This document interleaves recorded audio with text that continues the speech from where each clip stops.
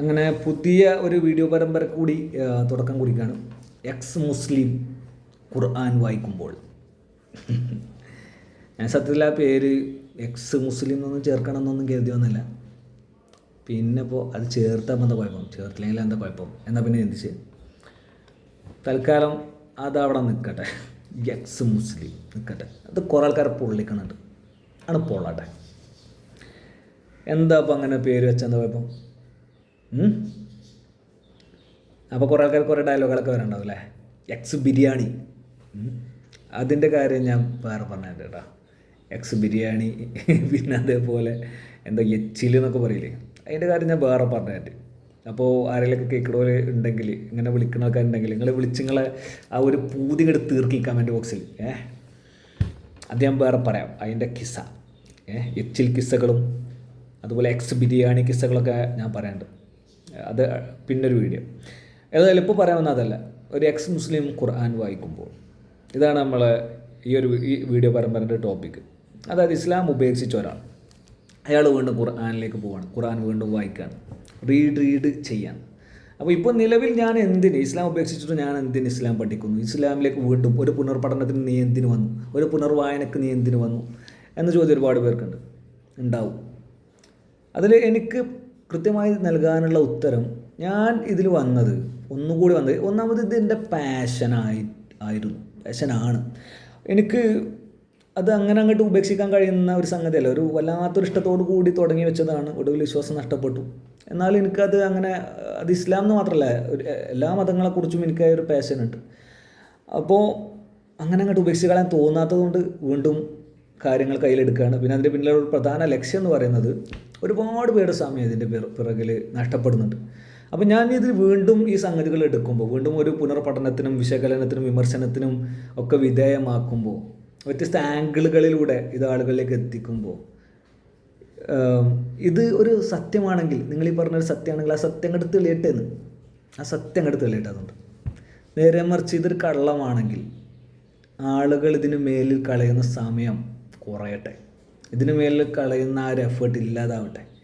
വെറുതെ ഒരുപാട് കാര്യങ്ങൾ ചെയ്യാനുള്ളപ്പോൾ, ഒരുപാട് കാര്യങ്ങളിലേക്ക് ആലോചനകളും ചെയ്തികളും ഒക്കെ കൊണ്ടുപോകാനുള്ളപ്പോൾ വെറുതെ ബേജാറായിട്ടും, വെറുതെ എന്താ പറയുക, ടെൻഷൻ അടിച്ച് ആങ്ഷ്യസായി, വളരെയധികം ബേജാറോട് കൂടിയിട്ട് ഇത്തരം കാര്യങ്ങൾ, ആചാരം ചെയ്ത് സമയം കളയേണ്ടെന്നും, ചെയ്യേണ്ട കാര്യങ്ങൾ എന്തൊക്കെയെന്ന് തിരിച്ചറിഞ്ഞ് അത് ചെയ്യണം എന്നുള്ളേക്കുമുള്ളൊരു ഇതും കൂടിയാണ്, ഒരു സ്റ്റെപ്പും കൂടിയാണ്. അപ്പോൾ അതിലേക്ക് ആളുകൾ എത്തിക്കാൻ വേണ്ടിയിട്ട് ചെയ്യേണ്ട കാര്യങ്ങൾ ചെയ്യുക, അല്ലാതെ വെറുതെ മതപരമായ കാര്യങ്ങളിലേക്ക് നിങ്ങൾ പോകേണ്ട എന്നതിലേക്ക് എത്തിക്കാനും കൂടി വേണ്ടിയിട്ടാണ്. ഒന്നുകിൽ സത്യം തെളിയട്ടെ, അതല്ലെങ്കിൽ ഇതൊക്കെ കളവാണെങ്കിൽ ആ കളവാണെന്ന് തെളിയുകയും അതിനു വേണ്ടിയിട്ട് ആൾക്കാർ കളയുന്ന സമയം അത് ഒഴിവാക്കാനും, അവർക്ക് ഒരുപാട് സമയം ലാഭം കിട്ടാനും ഇത് ഉപകരിക്കട്ടെ എന്ന് കരുതിയിട്ടാണ്. അതാണിപ്പോൾ ഞാൻ ഉദ്ദേശിച്ചത്. മൊത്തത്തിലിപ്പോൾ പറഞ്ഞു വന്നപ്പോൾ എന്തൊക്കെയായിരുന്നു അറിയില്ല.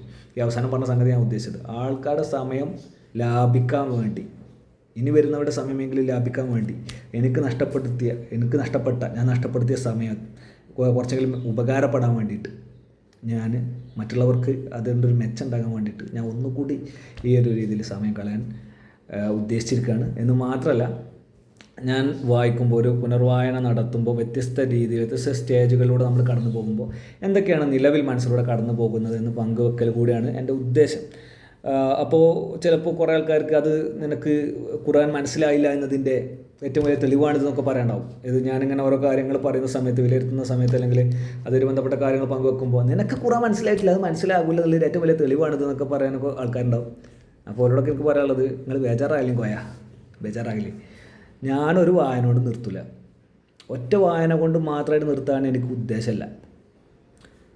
ഞാൻ കരുതുന്നത് നിരന്തരമായി ഏറ്റവും കുറഞ്ഞത് 5 തവണയെങ്കിലും വായിക്കാനാണ്. ഏറ്റവും കുറഞ്ഞത് 5 തവണ പല രീതിയിൽ ഖുർആൻ മൊത്തത്തിലായിട്ട് ഒരു 5 തവണയെങ്കിലും ഞാൻ കവർ ചെയ്യും. ഏറ്റവും കുറഞ്ഞതാട്ടോ, അതിലേറെ കൂടാനേ ചാൻസ് ഉള്ളൂ, കുറയാൻ ചാൻസ് ഇല്ല. അപ്പോൾ ഇങ്ങനെ ഇത്രയും കവർ ചെയ്തിട്ടും ഇതിൽ ഒരു നന്മയും കണ്ടെത്താൻ കഴിയുന്നില്ലെങ്കിൽ അത് പിന്നെ ആരെ കുഴപ്പം. നന്മ എന്ന് പറയുമ്പോൾ അങ്ങനെയല്ല കേട്ടോ, ദൈവികത, ഞാൻ പറഞ്ഞ വാക്ക് തെറ്റിപ്പോയത്, ഒരു ദൈവികതയും ഇതിൽ കാണാൻ കഴിഞ്ഞിട്ടില്ലെങ്കിൽ പിന്നെ അത് ആരെ തെറ്റാണ്. പറയുമ്പോൾ മുഹമ്മദ് നബിയുടെ ഏറ്റവും വലിയ മുഅ്ജിസത്താണ് ഈ പറയുന്ന ഖുർആൻ, ഏറ്റവും വലിയ ദിവ്യാനുഗ്രഹം. അപ്പം അങ്ങനെ പറയപ്പെടുന്നൊരു ഖുർആൻ നിരന്തരമായി പല തവണ പലയാവർത്തി ഒരുത്തം വായിച്ചിട്ട് വിശ്വാസം നഷ്ടപ്പെട്ടിട്ട് വീണ്ടും വായിച്ചിട്ട് അതിലെ ദൈവീകത കണ്ടെത്താൻ കഴിഞ്ഞിട്ടില്ല എങ്കിൽ അത് ആരുടെ പ്രശ്നമാണ്?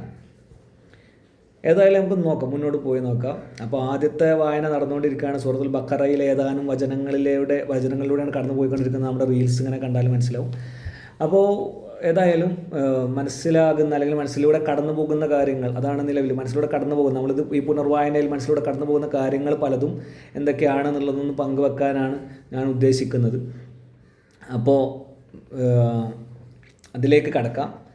അതിൽ ആദ്യം ഖുർആനിലേക്ക് ഇങ്ങനെ തുടക്കത്തിൽ വരുമ്പോൾ ആദ്യം തന്നെ സൂറത്തുൽ ഫാത്തിഹ. ഈ സൂറത്തുൽ ഫാത്തിഹയിൽ എത്തിയപ്പോൾ ഇയ്യാക നഅ്ബുദു വ ഇയ്യാക നസ്തഈൻ എന്നടുത്തെത്തിയ സമയത്തിൻ്റെ മനസ്സിലൂടെ കടന്നുപോയ ചില ചിന്തകളുണ്ട്. ഇയ്യാക നഅ്ബുദു, നിന്നെ മാത്രം ഞങ്ങൾ ആരാധിക്കുന്നു. വ ഇയ്യാക നസ്തഈൻ, നിന്നോട് മാത്രം ഞങ്ങൾ സഹായം തേടുന്നു. ആരാ? അള്ളാഹുവിനോടെ. ഈ പറയുന്നൊരായത്ത് എത്തുമ്പോഴേക്ക് ആ ഒരു ഫാത്തിഹ മാത്രം മതി. അപ്പോഴേക്കും ഇസ്ലാമിലെ ഒരുപാട് ആശയ വ്യത്യാസങ്ങൾ, അഭിപ്രായ വ്യത്യാസങ്ങൾ നമ്മുടെ മുമ്പിലേക്ക് വരികയാണ്. ഒന്ന് ആലോചിച്ച് നോക്കണം. ഏറ്റവും ഫണ്ടമെൻ്റലായിട്ടുള്ളൊരു സംഗതി, ഏറ്റവും ബേസാണ് ഇസ്ലാമിൻ്റെ എന്ന് പറയുന്ന സംഗതി. അതിൽ തന്നെ അഭിപ്രായ വ്യത്യാസങ്ങൾ തുടങ്ങുകയാണ്. എന്തൊക്കെ അഭിപ്രായ വ്യത്യാസങ്ങളുണ്ട്? സൂറത്തുൽ ഫാത്തിഹയാണ് ഖുർആനിലെ ഏറ്റവും ആദ്യത്തെ അധ്യായം എന്നും അത് ഇഖ്റ ബിസ്മിൻ്റെ മുമ്പേ ഇറങ്ങി എന്ന് പറയുന്ന ആൾക്കാരുണ്ട്. ഏറ്റവും ആദ്യത്തെ വചനങ്ങളായി മുസ്ലിം ലോകത്തിന് പരിചയമുള്ളത് ഇഖ്റ ബിസ്മി റബ്ബിക്കല്ലദീ ഖലഖൽ ഇൻസാന മിൻ അലഖ് ഇഖ്റ വ റബ്ബുക്കൽ അക്രം അല്ലദീ അല്ലമ ബിൽ ഖലം എന്ന് പറയുന്ന വചനങ്ങളാണ്. നിൻ്റെ നാഥൻ്റെ നാമത്തിൽ നീ വായിക്കുക, നിന്നെ സൃഷ്ടിച്ച നിൻ്റെ നാഥൻ്റെ നാമത്തിൽ എന്നൊക്കെ പറഞ്ഞിട്ടുള്ള ആ ഒരു വചനങ്ങളാണ്. എന്നാൽ അതിന് മുമ്പേ ഇറങ്ങിയിട്ടുണ്ട് ഫാത്തിഹ എന്ന് ചില ആൾക്കാർക്ക് അഭിപ്രായമുണ്ട്, ചില പണ്ഡിതന്മാർക്ക്, മുസ്ലിം പണ്ഡിതന്മാർക്ക്. എന്നാൽ ചിലർക്ക് അതല്ല വേറെ ചിലതാണ് എന്ന അഭിപ്രായമുണ്ട്. വേറെ ചിലർക്ക് അത് ഫാത്തിഹയാണെന്ന അഭിപ്രായമുണ്ട്. ഈ ഫാത്തിഹയിൽ തുടങ്ങുകയാണ് അഭിപ്രായ വ്യത്യാസം.